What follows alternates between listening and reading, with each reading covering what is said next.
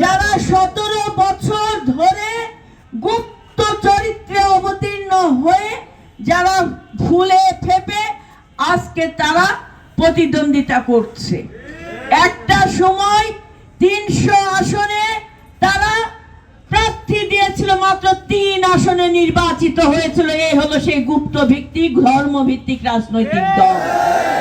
আমাদের নেতা দেশনায়ক জনাব তারেক রহমান বলেছেন, দিল্লি নয়, পিন্ডি নয়, নয় অন্য কোন দেশ, সবার আগে বাংলাদেশ। ভাবেন আপনারা, তিনি বলেছেন আমার আগে আমরা, আমাদের আগে দেশ, সবার আগে বাংলাদেশ।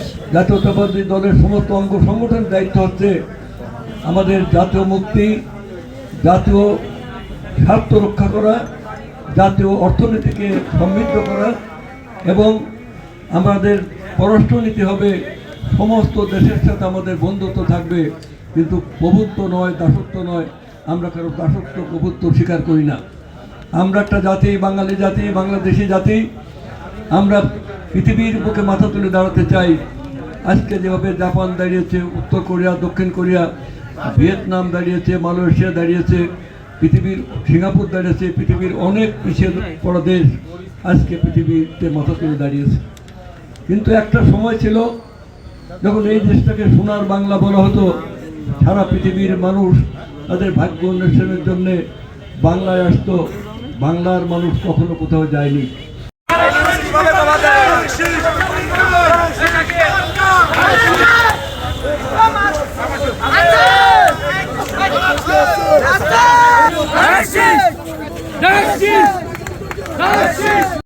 ঠিক আছে, পলিটিক্স করি আমরা। কেন পলিটিক্স